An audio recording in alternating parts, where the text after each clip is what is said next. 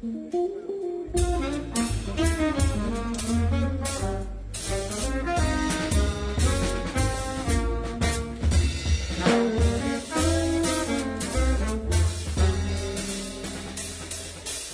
viva, caros telespectador, mais uma vez aqui estamos para falar de Odivelas e desta feita vamos aproveitar para falar de algumas personagens ilustres que passaram pelo nosso convento de Odivelas, não é, professora?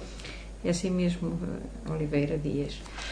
Nós ficamos de falar hoje, começar por Dom Dinis e Odivelas, vamos centrar-nos nesses aspectos. Mas eu queria completar os filhos de Dom Dinis que não completámos no último dia. E não é justo que falemos nos e não falemos noutros, exatamente, não é? Portanto, nós tínhamos ficado em Dom Pedro Afonso, que era o grande homem da cultura daquele tempo, e eu queria falar nos outros filhos também, começando por um João Afonso, de que também sabemos quem era a mãe, que era uma Dona Maria Pires, boa dona do Porto, diz o cronista, quer dizer que era uma senhora nobre. E este infante, João Afonso, foi um filho sempre fiel ao seu pai. E ele acompanhou sempre os exércitos do pai, na altura em que o irmão legítimo, o herdeiro do trono, Dom Afonso, que viria a ser Dom Afonso IV, fez guerra a seu pai.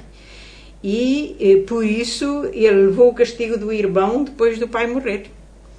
Depois de Dom Dinis falecerem, Dom Afonso IV moveu por isso, pela fidelidade deste filho ao seu pai, moveu-lhe uma guerra forte até à morte. Mandou degolar o seu irmão, o infante João Afonso, por isso, por não o ter apoiado a ele e ter apoiado o rei Dom Dinis, seu pai. Pela sua fidelidade de filho, o irmão depois castigou-o.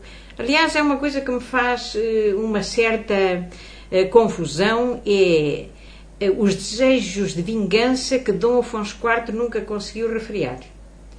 Esta vingança aos irmãos repercutiu-se noutros irmãos. O Afonso Sanches teve que fugir para Castela, para as terras da esposa, para Albuquerque. E o Dom Pedro Afonso, que até foi sempre fiel ao irmão, o Afonso IV, afastando-se mais do pai, embora não estando contra o pai, mas nunca se afastou do irmão, do infante, do príncipe Dom Afonso, que veio a ser Dom Afonso IV. E mesmo assim ele notou que depois da morte de Dom Dinis ele não era uma pessoa muito querida na corte, não era uma pessoa grata na corte, e então afastou-se para as suas terras de Lalín junto do convento de Tarouca, até está lá sepultado, e aí dedicou-se ao estudo, dedicou-se à investigação, dedicou-se à escrita e não era pessoa assídua na corte. Portanto, era também aquele afastamento de Dom Afonso IV dos seus irmãos que os levava a eles verem que não eram bem vistos na corte. Depois há outros menos conhecidos, que são Fernão Sanches, um Fernando Afonso e um Martim Afonso. E falta-me referir as duas filhas, uma Maria Afonso, que parece que já era nascida quando Dom Dinis casou, dizem alguns historiadores. Esta senhora Maria Afonso era filha também de uma senhora nobre que tinha casa em Valverde, que era Dona Marinha Gomes. Valverde era aquilo que é hoje a Avenida da Liberdade, era o espaço entre o Parque Eduardo VII e o Rossio. Essa senhora tinha casa aí nessa zona. E esta Dona Maria Afonso foi casada com um notável nobre castelhano, que era Dom João de Lacerda. Há ainda uma outra filha, que é a mais nova de todos os filhos, que é outra Dona Maria Afonso. Também se chama Maria Afonso. Chamava Maria Afonso. E esta filha de Dom Dinis é que viveu sempre num mosteiro de Odivelas. Parece que veio para aqui muito pequenina ainda, e os historiadores dizem que ela faleceu à volta de 1320. E há a ideia, há a hipótese de ela ser filha de uma senhora que foi a primeira donatária de Mirandela, mas não há certeza se é filha dela. é que ele, no ano de 1301, fez a doação da vila de Mirandela a uma senhora chamada Dona Branca Lourenço. E se esta menina é filha de Dona Branca Lourenço, ela nasceu depois de 1301, porque o rei diz que lhe dou a Mirandela se houver filhos, que Mirandela ficará para os filhos dos dois. Se não houver, que Mirandela voltará à coroa. Portanto, se é filha de Dona Branca Lourenço, ela só pode ter nascido depois de 1301. Não sabemos se ela foi freira, se foi apenas recolhida. Ela pode não ter sido freira. E há ainda um outro filho que tinha o nome também de Pedro Afonso. Ele tinha duas filhas com o mesmo nome e tinha também 2 filhos com o mesmo nome. E isto às vezes faz muita confusão aos historiadores e aos investigadores, porque durante muito tempo pensava-se que era erro dos historiadores aparecerem 2 com o nome de Pedro Afonso. Mas depois veio a constatar-se que são 2 pessoas diferentes, porque o Dom Pedro Afonso, culto, o historiador, o homem das letras, este está sepultado em Tarouca, e o outro Pedro Afonso estava sepultado na sede de Lisboa. Portanto, são 2 indivíduos diferentes, não é? Então, entraremos agora no tema que nos propusemos tratar hoje, que é Dom Dinis e Odivelas, que já foi referido, embora por alto, sobretudo pelo Oliveira Dias, que Dom Dinis tinha aqui uma quinta, que era a Quinta de Valflores, e que aqui é que se construiu o mosteiro. E agora eu queria ratificar aí algumas ideias que andam um pouco deturpadas sobre a razão da construção do mosteiro de Odivelas. Atribuem-na alguns historiadores ao tal milagre do urso. Mas também é atribuído o facto de construir um mosteiro por o rei querer aqui acolher as suas filhas, as raparigas que viesse a ter fora do seu casamento. E também o rei diz que é para remimento dos seus pecados e dos seus antecessores. Portanto, também tem um objetivo religioso, um objetivo de fé. A história do urso nós não sabemos se aconteceu ou se não aconteceu, mas parece que, segundo Frei Francisco Brandão, dá a entender, embora não o diga expressamente, que teria sido Dom Dinis que contou a história. Quando andava à caça, lá para São Pedro de Pomares, no distrito de Belmonte, distrito na altura parece que é como no Brasil, era uma zona mais ampla, que poderia ser um concelho, não sei. Ele refere estes 2 nomes, e que o urso lhe apareceu, é porque há quem pense que o urso lhe apareceu aqui em Odivelas. Não foi aqui em Odivelas, foi no Alentejo. Isto, contado pelo rei, segundo diz o cronista, aconteceu no Alentejo. E esta história, penso que toda a gente a sabe. O urso atirou-se ao rei quando ele ia sozinho. Isto é curioso, o rei ir sozinho, para que não houvesse testemunho de nenhum outro cavaleiro, não é? Para ele poder contar a sua história à vontade, estava sozinho. E quando se viu assim subjugado pelo urso, pediu a São Luís, bispo de Tolosa, que eu já referi aqui que era no País Vasco, Tolosa, que lhe acudisse. Este São Luís ainda era vivo na altura e era parente do rei Dom Dinis. Era da família do rei Dom Dinis, embora um primo assim já um pouco afastado. E que lhe apareceu o São Luís e que lhe terá dito puxasse da espada e matasse o urso, e ele que, para agradecimento a São Luís desse milagre, prometeu construir um mosteiro em Odivelas, na sua povoação de Odivelas. Ora, esta história é um pouco curiosa, porque a mim parece-me que, se por acaso aquilo que o cronista sugere, que ele teria querido construir este mosteiro para acolher as filhas naturais que viesse a ter, parece-me uma história um bocado que terá que ser interpretada, e eu interpreto assim: se ele fosse dizer ao superior de Claraval que queria construir um mosteiro para a sua ordem, para senhoras, para aqui acolher as suas filhas naturais, ele criava um problema, à Ordem de Claraval, que ficava com dificuldades em aceitar uma oferta destas, não é? A corte também teria que aprovar como é que ele ia dizer isso à corte, que queria aqui acolher as suas filhas naturais e para isso é que ia construir um mosteiro. E a igreja também era muito difícil aplaudir uma coisa destas. De maneira que ele teve que inventar uma história que fosse facilmente aceita por todos, pela corte, pela igreja e pela ordem de Cister. Isto interpreto eu posso estar equivocada, não é?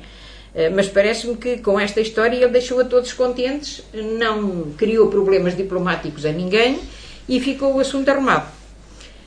Se foi assim, não saberemos nunca, porque estas coisas, as intenções, não são objetivas e não ficam em documentos, não é? O que sabemos é que Dom Dinis veio aqui com toda a corte e com o bispo de Lisboa e com o superior de Alcobaça, que era o superior deste mosteiro também. Este mosteiro ficou dependente da autoridade do abade de Alcobaça. Veio aqui e veio logo a senhora que veio a ser a primeira abadesa. Lançaram a primeira pedra, o dia 27 de fevereiro de 1295, e foi logo assinada a carta de fundação do mosteiro. E a dona Elvira Fernandes já assinou também essa carta, assim como o bispo de Lisboa e assim como o abade de Alcobaça. Mais tarde, Dom Dinis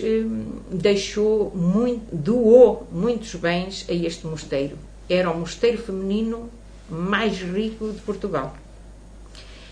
Doou-lhe moinhos, lagares, fornos, casais, olivais, vinhas, muitas terras, tanto de cultivo de regadio como de sequeiro, e até os direitos de padroado de algumas igrejas. Aqueles impostos que se pagavam para essas igrejas, muitos deles que seriam rendimentos do clero, eram entregues ao mosteiro de Odivelas. Uma delas é a igreja do Lumiar, São João Batista do Lumiar, outra é a igreja de Frielas, São Julião de Frielas.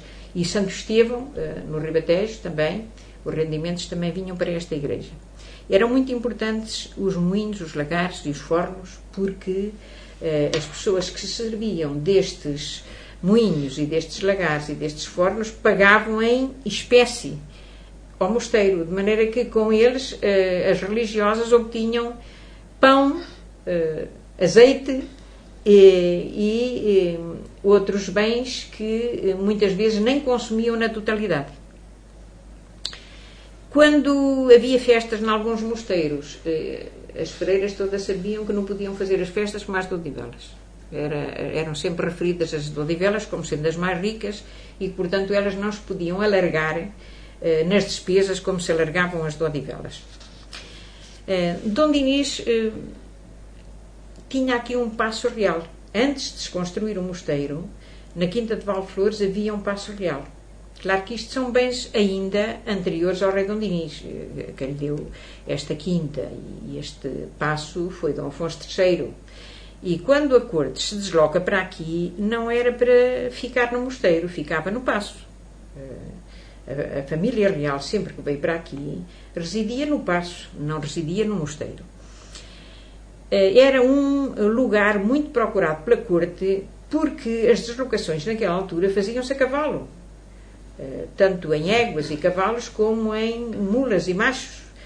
E a deslocação para outros lugares mais distantes, como depois aconteceu para Sintra, eram difíceis de fazer nesta altura, não havia ainda carruagens. O primeiro carro real, o primeiro coche que veio a Lisboa foi no tempo de Filipe I. Portanto, estas deslocações faziam-se com mais facilidade aqui para as terras muito próximas de Lisboa e com mais dificuldade para Sintra e para outros locais mais distantes, que depois vieram a ser lugares preferidos pela corte quando já havia carruagens. O paço preferido pelo rei Dom Dinis era o paço de Frielas. Os historiadores referem que era o paço predileto do rei Dom Dinis. Ele vinha para Odivelas com a corte e de Odivelas deslocava-se até Frielas. Esse paço terá sido destruído no tempo da Guerra da Independência, em 1383-85. Os castelhanos arrasaram o paço de Frielas e nunca voltou a ser reconstruído.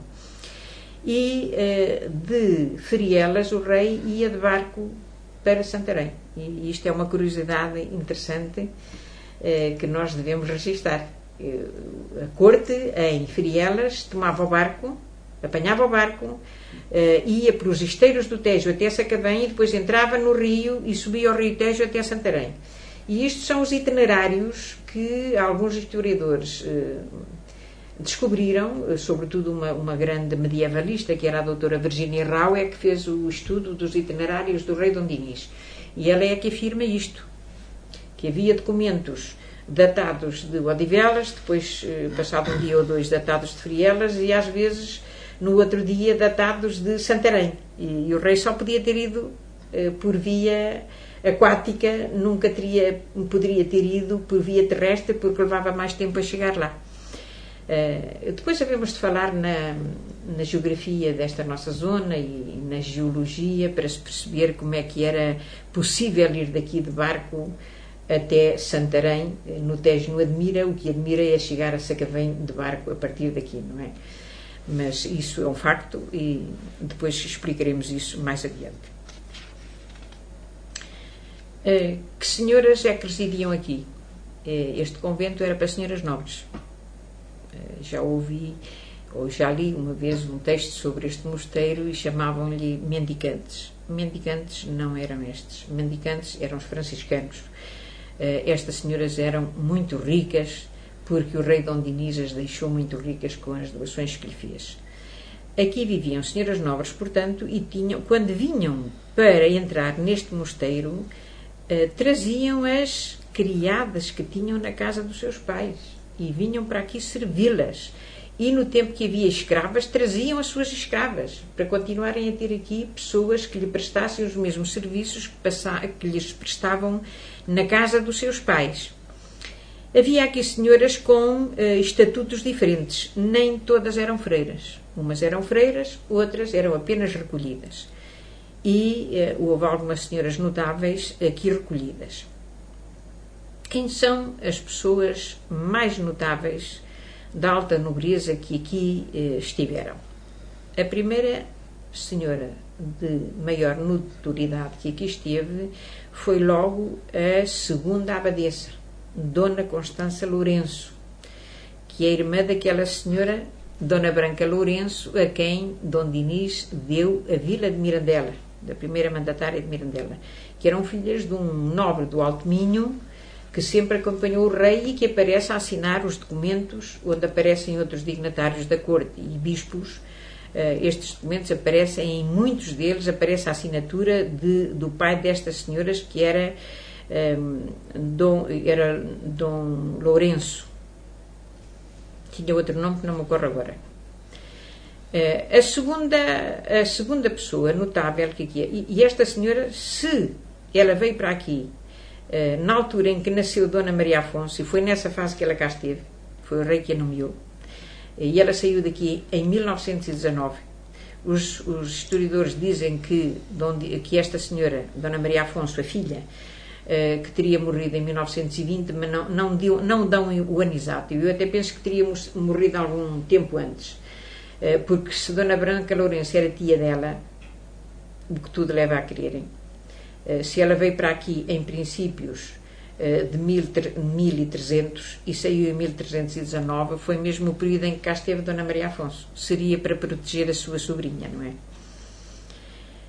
é? Depois esteve aqui, faleceu aqui, como já referiu o Dr. Oliveira Dias, Dona Filipa de Lencastre, que veio de Sacavém. A corte estava em Sacavém por causa de uma peste que tinha assolado Lisboa e o Porto.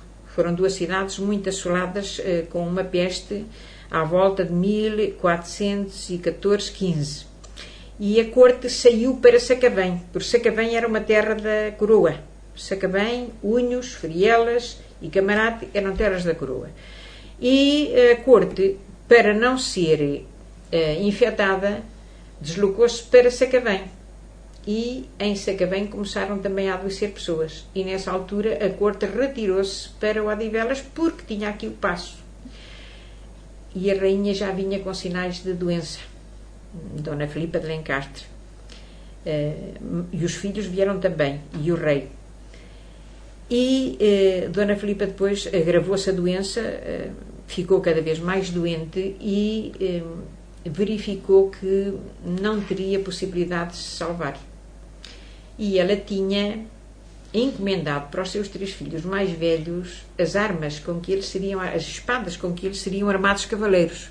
Dom Duarte, que viria a ser o rei, Dom Pedro e Dom Henrique. E essas armas estavam já prontas, e ela, vendo que não podia assistir à cerimónia, que seria a cerimónia de armar os seus filhos cavaleiros, decidiu que pelo menos lhe entregaria as espadas. É que aparecem pessoas a dizer que eles foram aqui armados cavaleiros. Não é isso. O armar cavaleiro implicava, era uma cerimónia feita numa igreja e que exigia umas determinadas condutas. Mas a rainha quis pelo menos entregar-lhe as espadas.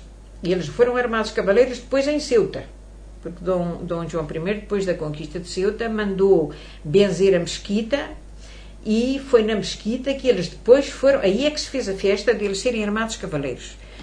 Aqui foi apenas entregar-lhe as espadas com as recomendações que ela muito bem entendeu. E estavam já para partir para Ceuta. Então a rainha ficou aqui 15 meses sepultada. A armada partiu para Ceuta. Dom João I também foi, e os 3 filhos mais velhos, e só depois de regressarem da conquista de Ceuta é que vieram aqui buscar a rainha Dona Filipa de Lencastre para ficar no mosteiro da Batalha. Depois de Dona Filipa de Lencastre, rainha, veio aqui viver uma outra Filipa de Lencastre, que não devemos confundir com a rainha. Esta menina chamada Dona Filipa de Lencastre, que veio para aqui com 12 anos, era neta da rainha, era filha do infante Dom Pedro, o segundo filho de Dom João I. Primeiro Dom Duarte, a seguir Dom Pedro, e depois Dom Henrique III. Esta menina chamada Filipa de Lencastre era filha do infante Dom Pedro, que morreu em Alfarrobeira. E essa menina é que viveu aqui até morrer. E nunca foi freira, foi recolhida. Ela inicialmente nem vivia no mosteiro. Ela inicialmente vivia numa casa ali ligada ao mosteiro, mas não dentro do mosteiro. E depois acabou por pedir ao Papa que autorizasse a sua entrada no mosteiro, mas para viver como uma senhora civil, não como uma senhora religiosa. E esta é que é a tal senhora muito culta, que traduziu evangelhos do francês para português, que ilustrou com a sua própria mão esse trabalho que fez, e que quando foram levados os bens daqui do mosteiro, quando se nacionalizaram os bens da Igreja em 1834, este livrinho foi reclamado pelo Patriarcado. Deve estar no Patriarcado. Seria interessante nós um dia podermos ver esse livro, porque além de escrito pelo seu punho, está ilustrado também pela sua mão. Não confundir, portanto, a neta com a avó. Ela está sepultada cá, até está sepultada na sacristia ali da igreja do mosteiro. Também aqui esteve a princesa Santa Joana, que era sobrinha dela, porque esta infanta que aqui viveu, Dona Filipa de Lencastre, era irmã da esposa de Dom Afonso V. Eles eram primos direitos. E esta infanta, Dona Filipa, foi educada com todo o esmero, porque, sendo irmã da rainha, estava destinada a altos voos na corte, não é? E, por ela ter estado aqui, é que a princesa Santa Joana também aqui esteve antes de ir para Aveiro, residiu aqui. E quem lhe deu as normas e os valores que ela tinha foi esta tia, a infanta Dona Filipa. De referir também que a princesa Santa Joana também nunca fez votos, nunca foi freira, era uma senhora recolhida, e não foi freira não porque ela não quisesse, mas porque o Estado, o rei e os seus conselheiros não lhe autorizaram, e as cortes reuniram até por causa disso, e os representantes das 3 classes não lhe deram autorização para que ela fizesse votos, porque Dom Afonso V só tinha 2 filhos, Dom João II e a Princesa Santa Joana, e se acontecesse alguma coisa a Dom João II, nós não tínhamos um sucessor para o trono. E esta tia, a infanta, Dona Filipa de Lencastre, deu-lhe o mesmo conselho, que ela não tinha o direito de fazer votos e deixar em risco a independência do seu país. Há uma outra senhora também, de grande cultura, que foi Dona Violante Cabral, que foi uma abadesa que viveu no século XVI, e foi esta abadesa que encomendou a Gil Vicente o auto da Cananeia. Pediu-lhe que fizesse um auto aqui para o mosteiro. Esta Dona Violante Cabral, os historiadores dizem uns que era irmã de Pedro Álvares Cabral, outros que era sobrinha de Pedro Álvares Cabral. De qualquer forma, era uma familiar muito próxima de Pedro Álvares Cabral.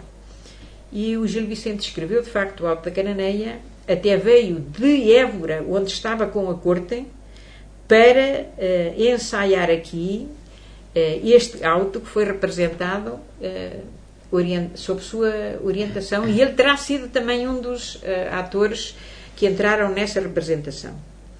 Esta Dona Violante Cabral está sepultada na Casa do Capítulo, e é hoje a sepultura que lá está maior, mais visível, porque tem uma decoração em letra gótica em toda a volta da sua sepultura. E tem o báculo de freira no centro da sepultura. Eu queria dar agora aqui algum tempo a palavra ao Dr. Oliveira Dias, para que isto não seja um monólogo, para dar a sua opinião e aquilo que se lhe oferecer sobre esta parte ou outra que queira avançar. Muito bem. Professor, é sempre um gosto ouvi-la e por isso faço sempre os possíveis por ouvir muito atentamente tudo aquilo que tem para nos dizer, e aqui só queria fazer uma pequena rebobinagem para ir à história do urso. Todas as histórias, todos os mitos, todas as lendas têm, digamos que, duas explicações. Uma esotérica, outra exotérica. Eu recordo que os textos bíblicos falam-nos de Davi, que combateu vários animais, entre eles um urso, significando com isso, e tendo combatido o urso e com sucesso, que venceu as forças do mal. Dom Dinis diz, de alguma forma, aponta a razão porque constrói o convento para a remissão de pecados. E vem-me logo à cabeça que o pai de Dom Dinis tinha grandes conflitos com a Igreja Católica. A razão pela qual o país, o reino, foi excomungado mais que uma vez. Dom Dinis resolve esses litígios com a Igreja. E acredito bem que, ao resolver esses litígios com a Igreja, tenha sentido um grande alívio no fim desse processo, no fim dessa contenda. E que, porventura, a explicação esotérica, a explicação mais escondida, aquela menos revelada, poderá também estar aqui em paralelo com a exotérica, aquela que aparece aos olhos de toda a gente, e pode haver aqui alguma interligação no sentido em que o Dom Dinis, ao mandar construir o mosteiro, é no fundo também uma significação dos problemas que consegue resolver com a Igreja. O reino deixa de estar excomungado, as pessoas podem fazer todas as consagrações religiosas que deviam poder fazer na época. Quando o país estava excomungado, não se podia, por exemplo, fazer a confissão, comungar, tomar a hóstia, todas essas coisas. E nós, um povo muito religioso, isso ia ser bastante complicado à época. Dom Dinis resolve isso. Posso só dar aqui mais uma chega, doutor, desculpe lá interrompê-lo. Só queria acrescentar aqui, porque nem tudo nos lembra também, e agradeço também que me interrompa para completar alguma ideia que não fique completa. É que o que mais assustava as pessoas é que não lhe batizavam os filhos, não faziam os casamentos religiosos, não se faziam os funerais, não podiam enterrar as pessoas em terra sagrada, e isso era uma coisa terrível para aquele tempo. É verdade, e há aí um aspecto curioso que tem a ver com os batizados. Se as pessoas não fossem batizadas, quando morressem, as almas não iriam para o céu, ficariam num limbo. Não sabia muito bem o que era aquele limbo. E é curioso que só recentemente é que a Igreja Católica, através do Vaticano, resolveu esse problema declarando, através de um documento, não sei se lhe chamam bula hoje, mas um documento que o próprio Papa exarou, declarando que deixou de haver limbo. Portanto, hoje as almas já não vão para o limbo, ou vão para o inferno, ou vão para o céu, decididamente. Mas esse era de facto um problema que o reino tinha e que Dom Dinis consegue resolver. E foi um grande alívio. E daí que as forças maléficas que eventualmente estavam a ensombrar o reino foram vencidas, e ele foi buscar a imagem do urso e penso que foi bem escolhido. Depois, enfim, constrói-se o monumento, o convento, e entrega à Ordem de Cister. Curiosamente, a Ordem de Cister era... há aqui duas ordens que avançavam em paralelo. A Ordem de Cister e a Ordem dos Cavaleiros Templários. A Ordem de Cister era uma ordem virada para o interior. É uma ordem sem grandes luxos, virada para a adoração do Senhor. A Ordem de Cister que ganhou dimensão mundial com o Bernardo de Claraval uns séculos antes. A Ordem dos Cavaleiros Templários era a ordem que, digamos que é esotérica, aquela que no mundo profano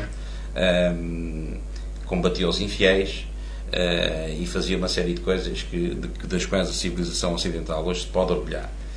E, portanto, parece-me até bastante lógico a atribuição do mosteiro à Ordem de Cister, na medida em que a Ordem dos Cavaleiros Templários era uma ordem muito acarinhada por Dom Dinis. Aliás, viria a ser ele a salvar a Ordem dos Cavaleiros do Templo, quando ela foi extinta pelo Papa e por imposição do rei francês, Filipe o Belo.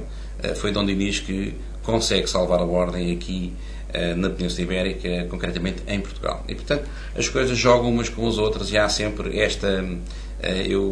ocorre-me sempre estas explicações mais internas, mais esotéricas, que vêm a par, ou de mãos dadas com as explicações esotéricas. Que eu agradeço muito, porque eu de esoterismo não conheço. É uma área que não conheço. Eu também não, sou simplesmente digamos que um aficionado. Normalmente este termo só se aplica a quem gosta de touradas, eu também gosto, mas sou muito interessado por essas matérias e sou quase como que um leitor compulsivo dessas coisas. Eu, relativamente ao Odivelas e relativamente a esta realidade que temos hoje em termos de território, em termos administrativos, gostaria de fazer aqui uma ponte para... Nós hoje temos o nosso município, temos o nosso território e, ao longo dos séculos, algumas parcelas deste território pertenceram já a outros municípios. Ou outros concelhos, porque há aqui uma ressalva que é preciso fazer. Antes de 1976 não havia municípios, havia concelhos, que eram apenas territórios onde a administração do Estado se fazia com reporte direto. O município hoje, como sabemos, é uma entidade autónoma, tem a sua autonomia, não digo política, mas pelo menos administrativa, que é uma realidade bem diferente da do concelho. E, portanto, nós tivemos ligações, parece um bocado estranho. Eu recordo que a primeira vez que cheguei aqui a Odivelas, falava-se que Lisboa teria chegado até aqui a Odivelas, e fazia-me assim alguma confusão, mas como é que Lisboa chegou a Odivelas? E, efetivamente, parte do território de Odivelas, aqui parte da cidade de Odivelas, Famões, Pontinha, pertenceu ao quarto bairro da cidade de Lisboa, do concelho de Lisboa, e outra parte de Odivelas, portanto, outra parte da cidade de Odivelas, Ramada, Olival, Póvoa de Santo Adrião, terá pertencido ao terceiro bairro do concelho de Lisboa. O que é curioso, portanto, afinal de contas, Odivelas também chegou a estar integrada no concelho de Lisboa. Recebeu vários forais, desde Dom Afonso Henriques até o Dom Manuel. Vários foram os forais que foram atribuídos à cidade de Lisboa. E há dois municípios, há dois concelhos também, às quais Odivelas esteve ligada, que foi o concelho de Santa Maria dos Olivais e o concelho de Santa Maria de Belém, com a particularidade de Santa Maria de Belém ter tido como seu primeiro presidente de Câmara o Alexandre Herculano, que teve uma experiência de 2 anos e no saldo que depois fez dessa sua atividade, ficou um bocado desgostoso com as coisas na área do poder local, na área do poder municipal. Na época era assim que era conhecido, era o poder municipal, e ele não terá ficado muito agradado com aquilo com a experiência, porque também a experiência foi um bocado incipiente, as coisas não estavam muito consolidadas, ora se centralizava, ora se descentralizava, a autonomia do poder local tem conhecido momentos bons e momentos maus, e assim foi. E o que é certo é que esses dois municípios tiveram pouca duração e foram extintos um par de anos depois, para dar lugar então ao Concelho de Loures, que é o concelho de origem do atual município de Odivelas. À época era curioso que quando se criavam os concelhos, ao contrário do que acontece hoje, muitas vezes não se indicava onde seria a sede do concelho.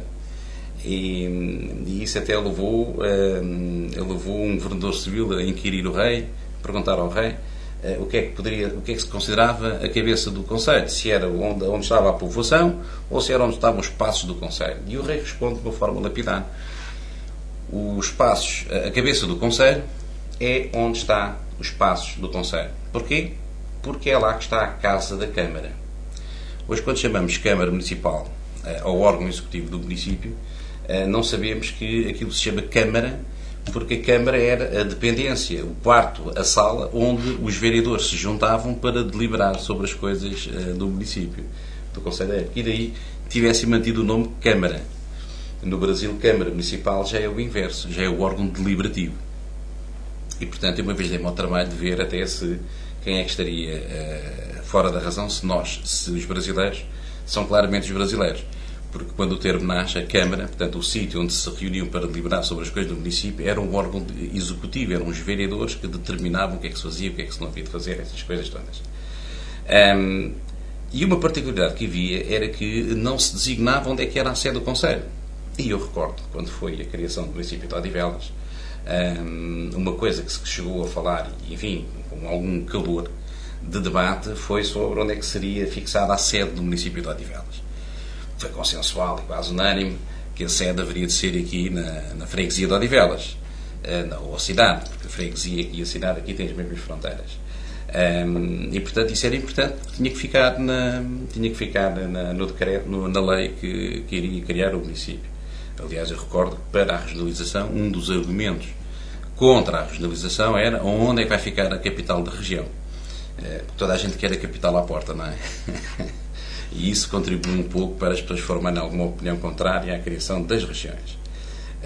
Desiderato do qual eu sou um forte apologista, porque para mim o poder local só fica consolidado em Portugal no dia em que as regiões administrativas forem implementadas. Mas isso é extra-programa, é só para vincar aqui a minha posição. Vem a tarde foi-se, não é? Vem a tarde foi-se, exatamente. E esta particularidade, quando foi criado o Concelho de Loures, por exemplo, a ata de instalação, da reunião de instalação do Concelho de Loures aconteceu em Lisboa.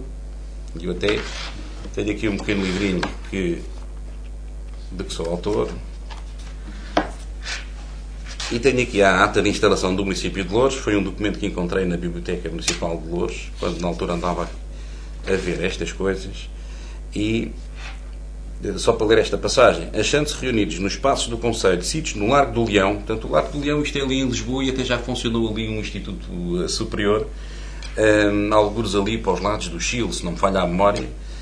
E depois, isto até mudou de sítio várias vezes, a sede, para se fixar finalmente em Loures. Depois até repara aqui que assinava o administrador do Conselho. O administrador do Conselho é uma coisa que hoje já não existe, acabou em 76. O Presidente de Câmara era simultaneamente Presidente de Câmara e administrador do Conselho. O que é que isto quer dizer? O administrador do Conselho era no município, era no Conselho, aquilo que o Governador Civil é no Distrito e aquilo que o Regedor era na freguesia. Portanto, era um magistrado administrativo que reportava diretamente ao Ministro do Interior, hoje é o Ministro da Administração Interna, mas que hoje não existe. Portanto, razão pela qual os nossos Presidentes de Câmara não têm qualquer poder sobre as polícias. Eu recordo aqui um episódio, só para mais uma a tarde foi-se. Eu fui chefe de gabinete de um Presidente de Câmara na Madeira, que era um empresário, um rapaz novo, que nunca tinha tido nenhuma experiência política, e que no primeiro dia que vamos para tomar posse, Eu ia no carro dele e íamos, imaginem, na Madeira, com aqueles túneis e aqueles caminhos tortuosos, e ele ia qualquer coisa a 190, 200 à hora. Uma coisa assim, com um carro potente. E eu dizia-lhe: Presidente, já viu ser apanhado a esta velocidade pela polícia, a multa, e depois a exposição pública? E ele ficou muito espantado a olhar para mim e disse-me assim: então, mas eu não mando na polícia. E eu disse: não. Isso era no tempo do seu pai. O pai dele tinha sido presidente do Conselho de Porto Muniz e também administrador do Conselho, nessa ocasião. E disse: isso era no tempo do seu pai, porque ele, para além de presidente do Conselho, também era administrador do Conselho. Mas você não é, que isso acabou. Uma curiosidade. O Conselho de Loures depois então dá origem ao nosso município, que é um município que eu recordo-me perfeitamente que há época em que se andava nestas lutas. Isto é um tema que falaremos lá mais à frente, mas em que se andava nestas lutas. Loures tinha a pretensão de, pese embora os distritos tenham uma condenação constitucional, estão condenados, segundo a Constituição, a desaparecer assim que sejam implementadas as regiões administrativas, Loures acalentava a pretensão de poder vir a ser distrito. Não digo Loures, não sou todo, mas pelo menos algumas pessoas tinham essa pretensão. E era mais um argumento para, mas porquê criar agora, fazer aqui uma divisão no município? Loures chegou a ter, no indicador populacional, chegou a ser o segundo município do país, só tinha Lisboa à sua frente. E ainda hoje Loures é um município com um peso bastante grande em vários indicadores. E de facto, quando se divide, para uns está-se a diminuir, para outros está-se a reforçar. Portanto, no plural, reforça-se a unidade. E eu noto também que Odivelas tem dois acontecimentos históricos que passaram aqui em Odivelas da maior importância, quer se goste, quer se não goste. A República é declarada em Loures, pertencíamos nós ainda, a Odivelas pertencia a Loures, um dia antes de ter sido declarada em Lisboa, dia 4 de outubro. E isso é significativo, é da maior importância. Quer para republicanos, quer para monárquicos. E eu tenho uma grande simpatia pela causa monárquica. É outra tomada de posição. E depois temos o 25 de Abril, na Pontinha. Portanto, há uma ruptura entre o Estado Novo e, enfim, a democracia que hoje vivemos. Boa ou má é aquela que temos e é muito melhor do que qualquer outra coisa que tivéssemos tido anteriormente. E isso acontece na Pontinha. O posto de comando do movimento das Forças Armadas, ter sido sediado na Pontinha, é claramente para Odivelas, para esta terra e para este município e as suas gentes, um facto da maior importância. São dois marcos. Dois marcos extraordinários. Na mudança de regimes, não é? É verdade. Da maior importância na história de Portugal. Pois, na história de Portugal. Quase comparáveis ao facto de Dom Dinis por aqui ter passado e ter deixado, como vimos, pela brilhante exposição que fez e das pessoas que por aqui passaram, são de facto, no passado recente, estes dois pontos, a República, a implantação da República e